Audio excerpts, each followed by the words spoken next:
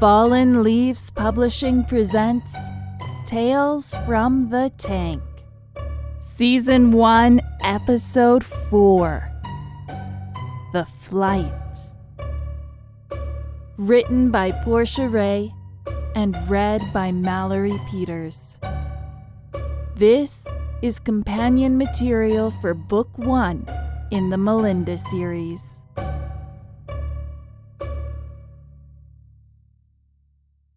Introduction.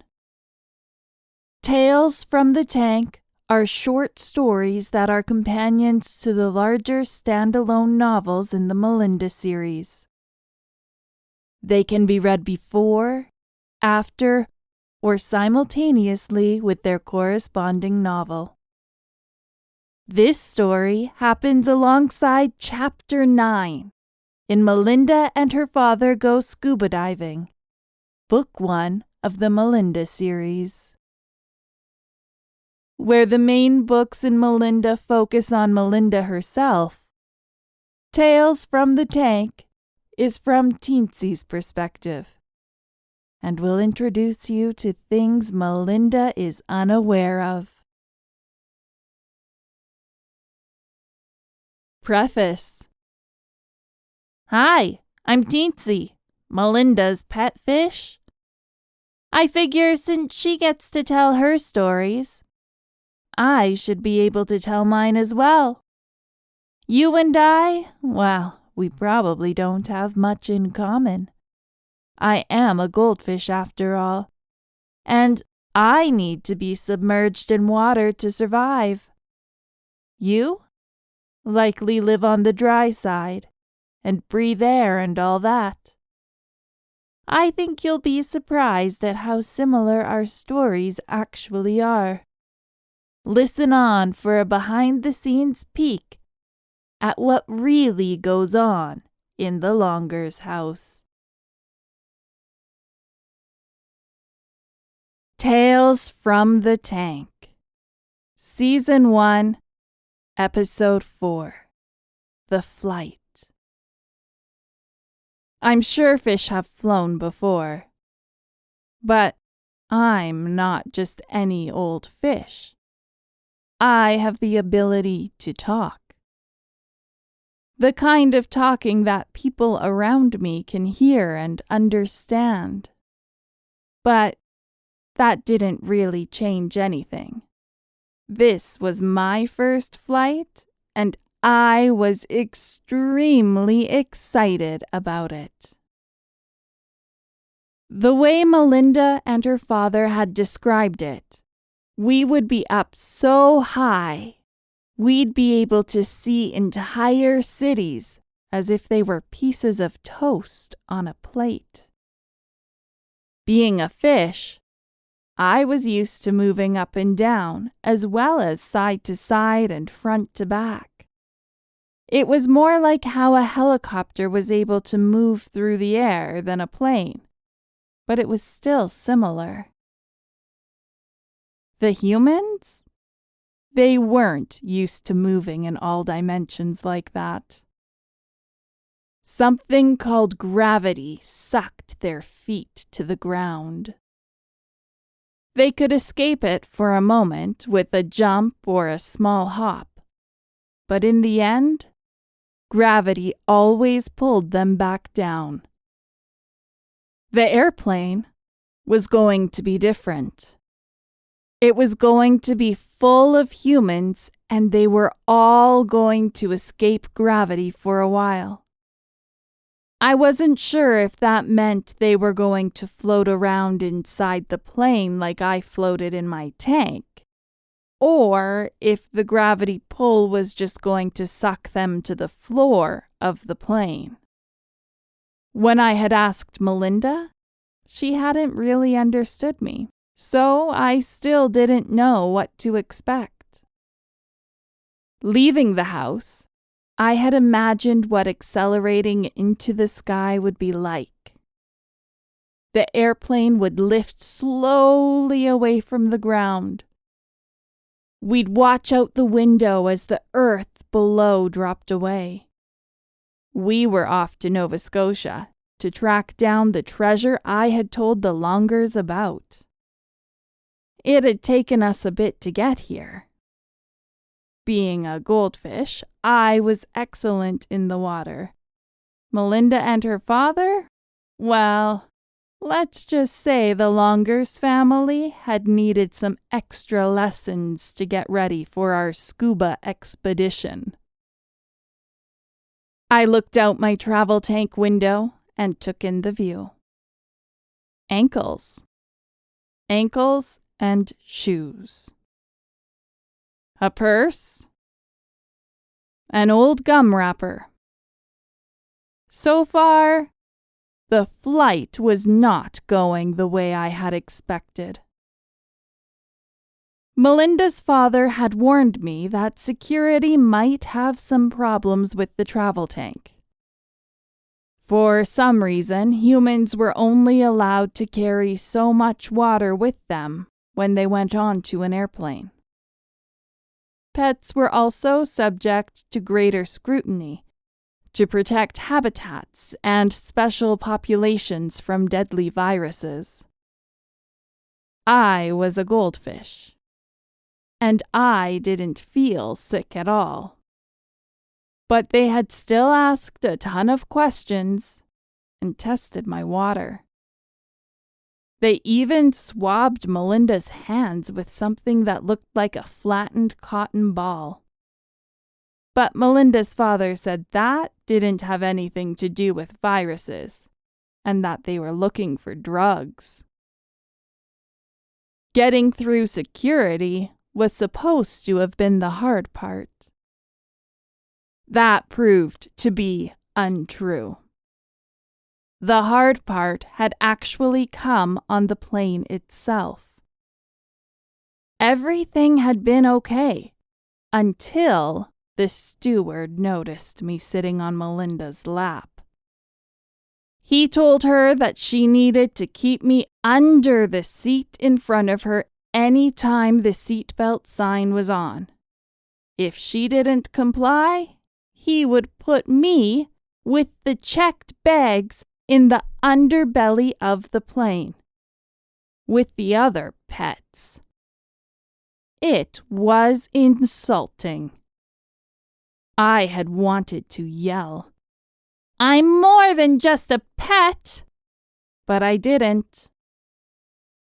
Melinda and her father had warned me repeatedly that talking to other people could get me into big trouble.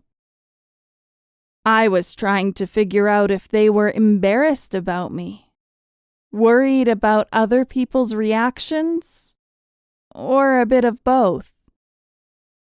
Melinda had told me there was a laboratory somewhere filled with scientists and that they would want to study me. First alive, and then take me apart piece by piece once I was dead to try to figure out what made me different. Her father had told me that not all people were good. Apparently, some people felt a strong need to own things that were different. They might try and steal me away from the Longers, either to keep for themselves or to sell to the highest bidder. I didn't know what a bidder was, but it didn't sound good. Her father also told me about another group of people. A group of people scared of anything different from them, or people they didn't understand.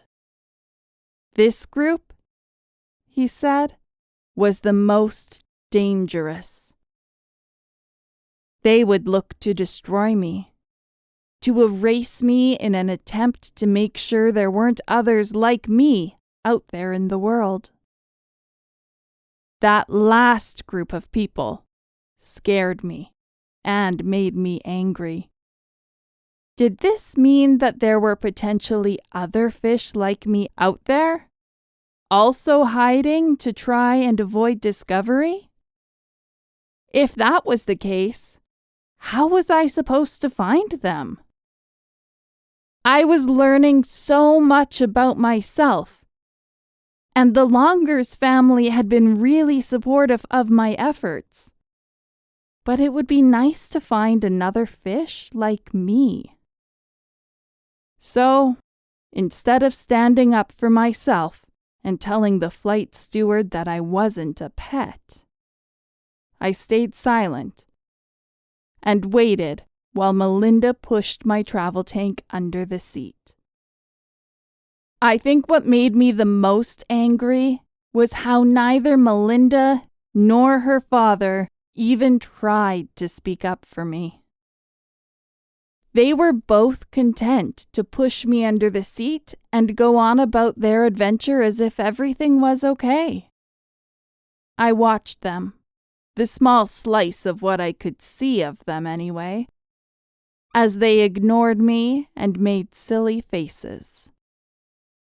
Melinda's father had been practicing stretching his mouth out to clear his ears from the pressure changes ever since we had arrived at the airport.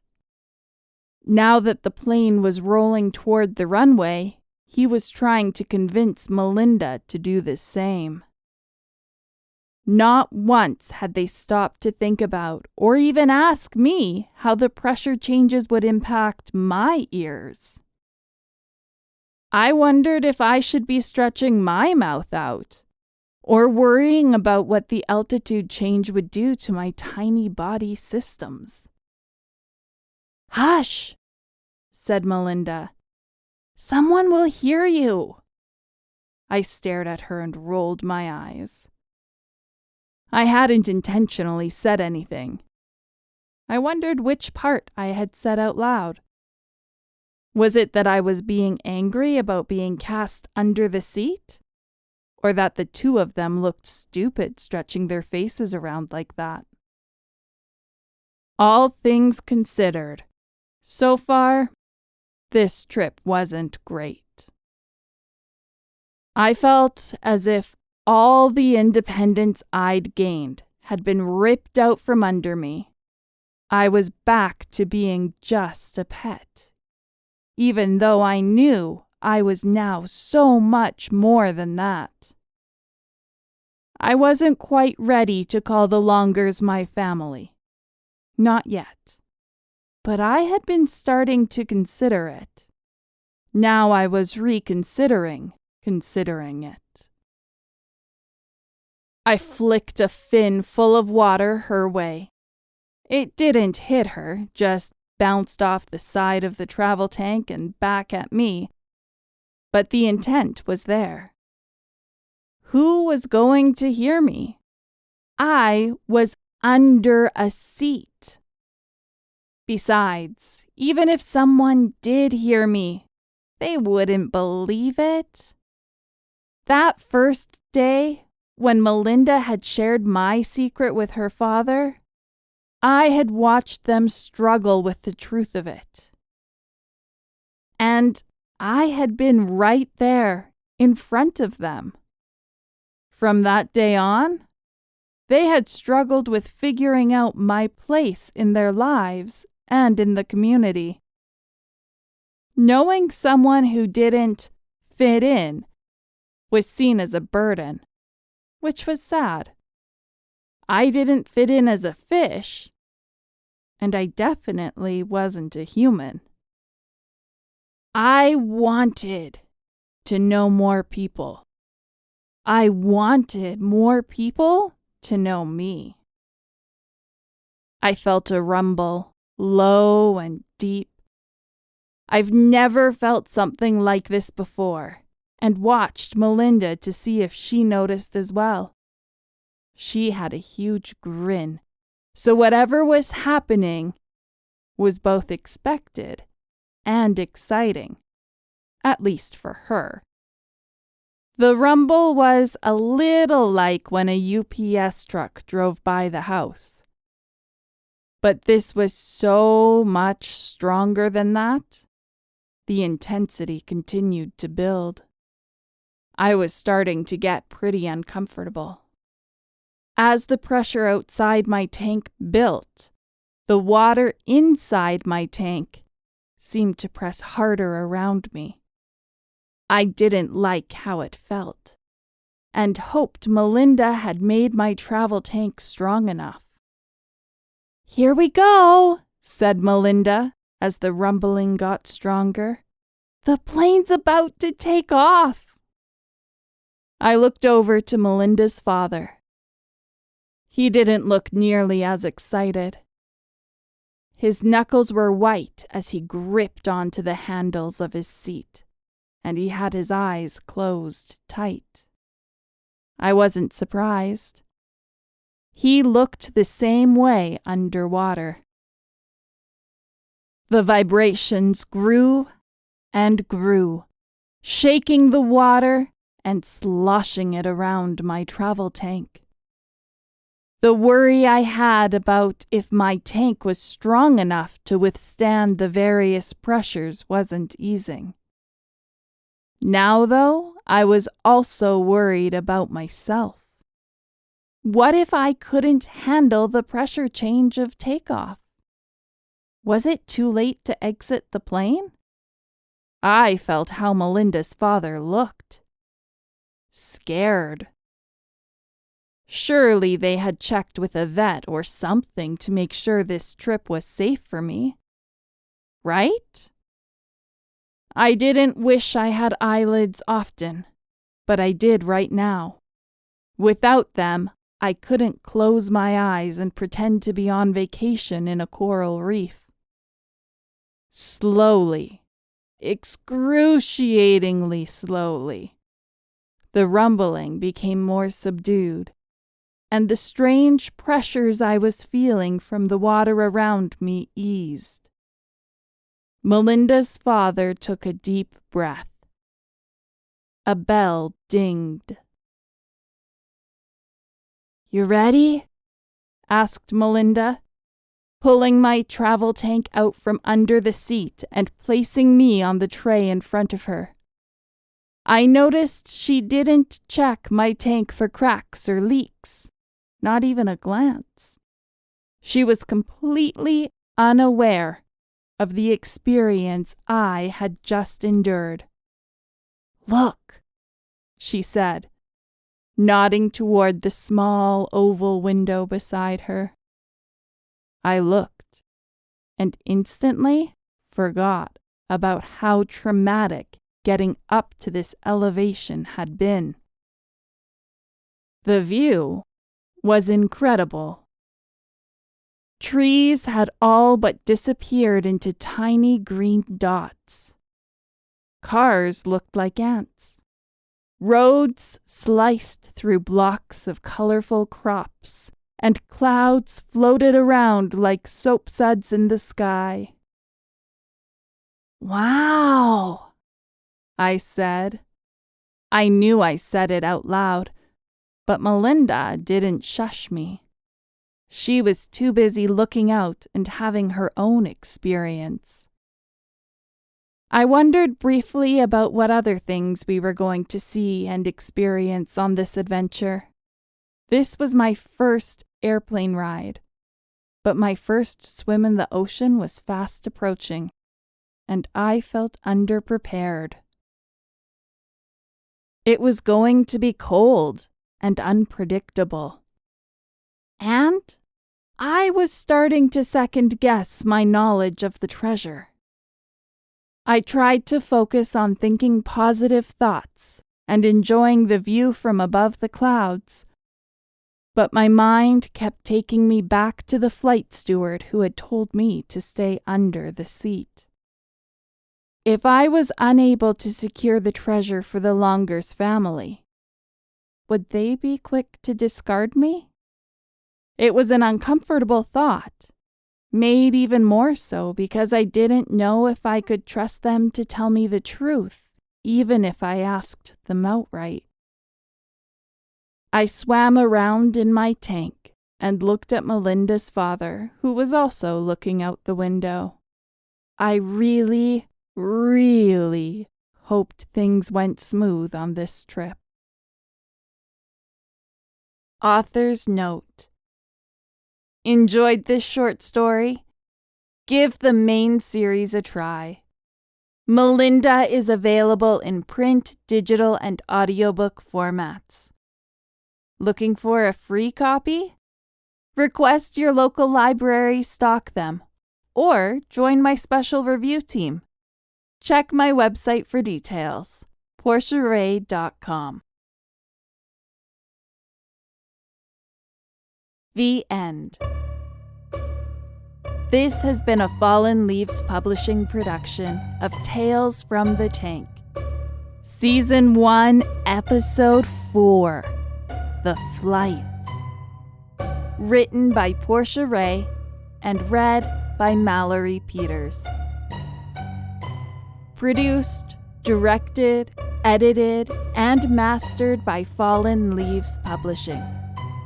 To listen to samples and learn more about the authors, please visit the Fallen Leaves Publishing website at fallenleavespublishing.com. The Melinda series is available wherever you buy your books.